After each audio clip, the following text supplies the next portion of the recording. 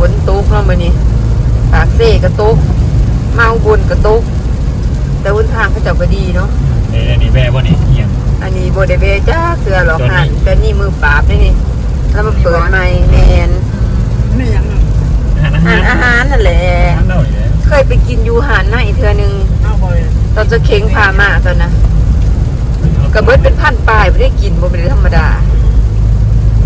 คำเตจานลอย2-3ลอยนี่วันทางมากแต่วันทางเลยสบายเขาเที่ยวเวียงจันทน์เขาก็ยังเที่ยวทางนี่เลยไปอุบลเขาก็เขาไปดินเลยไปเที่ยวนี่ก็ได้ไปจะทางไปจะทางมันสบายวันทางก็ดีรถกับบุฟเฟ่องยิงมาซื้อไหมไปซื้ออีหยังไหนอีหยังเอาจากทงค่ะเป็นบ่พ่อเพิ่นมาซื้ออีก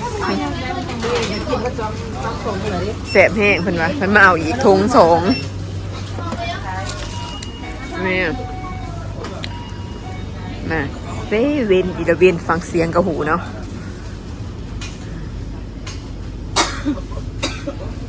มักแต่ขนมนี่สิแหละคนลาวเขามาหลายๆเหมือนนี่มีแต่คนลาวและส่วนหลายตามที่เห็นมีแต่คนรู้จักฟาร์มโซนนี้มาตลอดกินตลอดนี่โซนฟาร์มเฮาส์นี่ของกินเพิ่นเยอะแยะกินบะหูบะเซียวยังเนี่ยหลายมากเบิดเลยใส่ต้องกินเบิดแบบก็จะได้ซื้ออีกรอบ2ซื้อรอบ2ค่ะว่าเท่าไรจะบอกว่าต้องมี121 บาทต้องมี114 บาทกินเบิดจ้ะจะมากินเบิดใบเบิดบาทเลยยิ้วเข่านี่เขาบนกระเป๋าทอนสบายดีนางกินอยู่เซเว่นตอนไปเซเว่นบริษัทถ่ายคลิปไม่ได้มากินอย่างเดียวเอารีวิวเนี่ยซื้อไปเบิดเท่าไหร่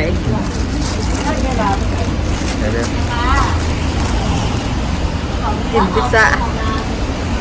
เซเว่นซื้อได้อยู่เบิดเต็มร้อยทั้ง5 บาทแต่ได้ยางเนาะมีแต่ขนม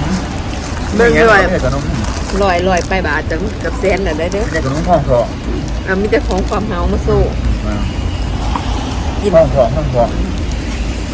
กันเขาไปอุบลตอนนี้จะอยู่ใช้แต่วงหลังข้างเขาอุบลรวมเซเว่น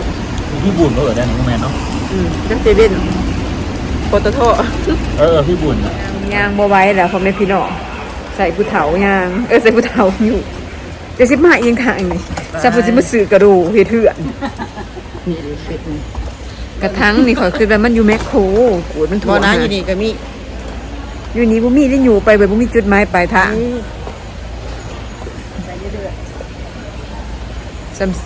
แต่อยากถือเด็กที่พกตื้อเขาเนาะมาซื้อเครื่องเถื่อนใหม่คือเขานี่มันเป็นไปบุได้เลยถือ6 ล้านบาทมืออื่นมือหื้อนี่นะ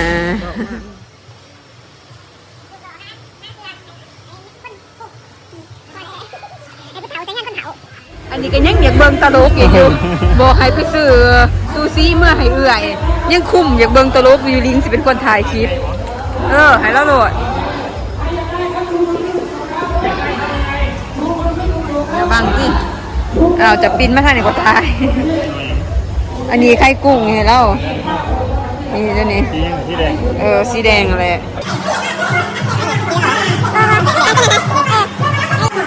คุณเป็นคนที่ไหนครับคุณพ่อจ๊ะคนทุกที่แหละครับคุณวันใหม่มีอะไรแจกอีกไหมพี่รักมีครับแจกอะไรนะเราจะแจกกว่านี้ด้วยมีของแจกกว่านี้อย่าบอกนะครับว่าเป็นรถยนต์โตโยต้าไม่บอกครับเกาเหลาจ้าเอายังอีกจะได้ยังอีกมันนี่กินเป็นเกาเหลารวมยำทะเลกับยำทะเลจะเอาอย่างเอาเรียกไปสดน้ำองยิงทะเลเอาแล้วเพิ่นเอาข้าวผัดทะเล1มันมีต้มยำยังบ่เอาแต่ข้าวผัดทะเลแม่เนี่ยก็มากินข้าวไข่เจียวเนาะกินอยู่ฟุตคอร์ทเซ็นทรัลเดือเท่าไหร่นี่เดือเท่าไหร่เดือจักบาทนี่เดือ350ไปที่เจ้าวันนี้ไปยายเกี่ยวไปเอากะมากินไปสิกินก๋วยเตี๋ยวเรือบ่มาได้กับก๋วยเตี๋ยวเรือเลยเมนูจำสีสัง อันนี้ก็บ่เป็นไรมัน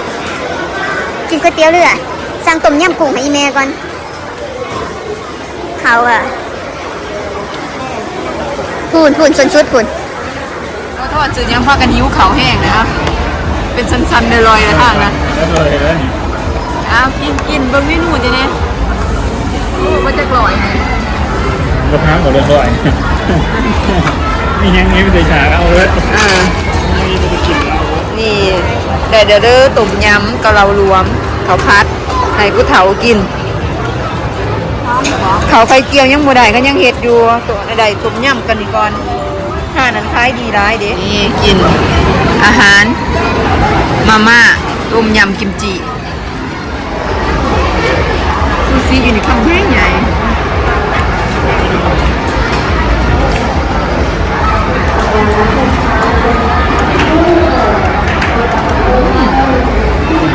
เดี๋ยวมันพูดอะไรนี่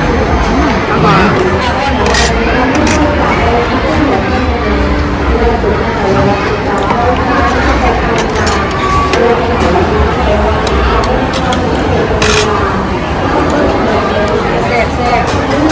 นี่มันจะเกี่ยวกับซีเป็นติ๊ก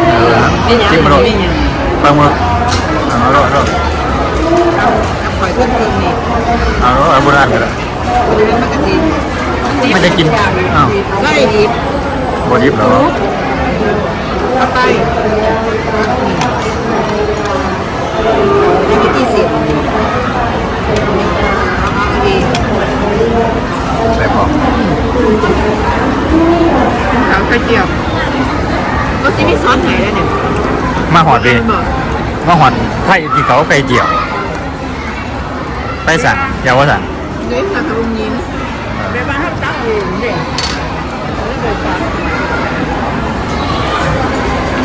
เป็นก็กลมนะ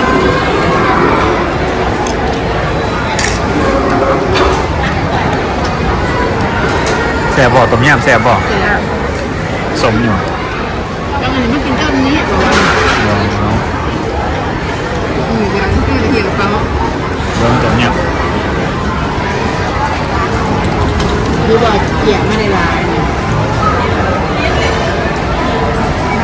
ขอพัดน้ำมะขามไม่เกี่ยวมะขามเกี่ยวกับที่คนดาวมาหลาย มาเที่ยวได้เสาร์อาทิตย์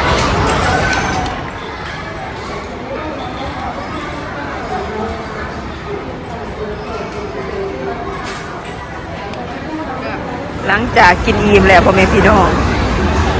เกี่ยงแซ่หิวแห้งแสบลายเห็นไหมมีต้นทานปลาสดยอดมึงนึงเบื่อมันก็ไต่ไปมันก็เป็นไต่เลยไต่บางบอนไก่สิฮอดลาแล้วนี่กับเดี่ยวของเต็มรถเงินยังบ่ปีดบ่บ่มีระเบิดเนาะคำจนมืดสบายดีสวัสดีวันนี้มาเจอกับสองลิงสาวลาวเนาะบ่เอาไหมบ่ต้องมาเจอกับสองเนาะพี่ เอาเลยตัดออกเอา สบายดีเนาะสวัสดีพ่อแม่พี่น้องมื้อนี้ลิงกับสีมารุ่นเลขหรือว่าลอตเตอรี่เนาะเป็นลอตเตอรี่ของทางฝั่งไทยเพราะว่าลิงน่ะไปอุบลคู่เดือนเนาะมันนี้ลิงให้ก็ซื้อทุกเดือนมาเดือนนี้เนาะลิงหันลองซื้อเบิ่งดึงพิษก็เลยดึงมาเป็น2ใบพ่อแม่พี่น้องนี่มื้อนี้เป็นมื้อวันที่เท่าไหร่ก็วันที่16เนาะวันที่1กับวันที่16จะมีเด็กไทยอยู่2ครั้งคันลิงจือว่าพิษ แต่ว่าวันที่16เขาสิมาลุ้นกันเนาะยิงดึงไป2ใบแต่ตอนนี้ก็เป็นตอนค่ำแล้วเลขน่ะออกตั้งแต่4:00 นตั้งแต่16:00 นก็บ่ฮู้เนาะว่าทันได้บ่เอาเด็กออกยามพอลิงหันไปเบียกมาก็สิมาลุ้นเด็กเบิ่งซื้อข่าวทางออนไลน์ทาง YouTube เนาะแล้วเฮาสิเบิ่งแบบรีวิวไปเลยเนาะว่าเฮาสิถือหรือผิดนี่ลิงก็สิเบิ่งใน YouTube พ่อแม่พี่น้อง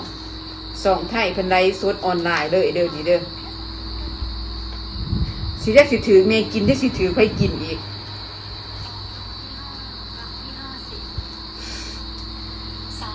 หักเบิ่งก็บ่เป็นดอกซื้อไปเบิ่งบ่เป็น2ใบพ่อแม่พี่น้องเลย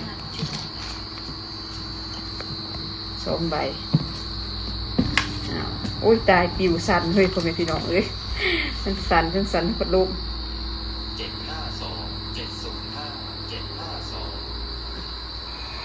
แบบว่าเลขไทยหั่นก็ลิงก์จึงว่าลอตเตอรี่ไทยลิงก์ที่ว่ามักซื้อเนี่ยหั่นพอเพิ่นมีหลายรางวัลแฮงพ่อแม่พี่น้อง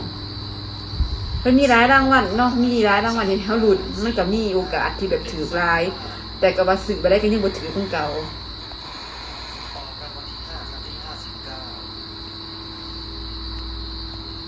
เบิ่งก็ยังงงเด้อพ่อแม่พี่น้องเอ้ยจักถือจักผิดเบิ่งตัวมันออกเดี๋ยวออกแล้วเด็กถ่าย58บ่ถือ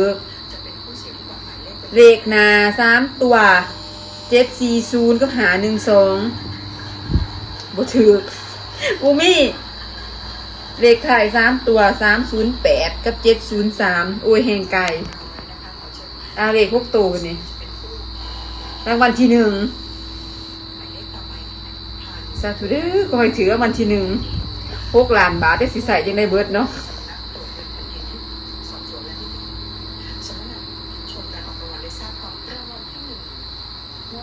ใครกระลุนรางวัลที่1ผมเป็นพี่น้องรางวัลที่1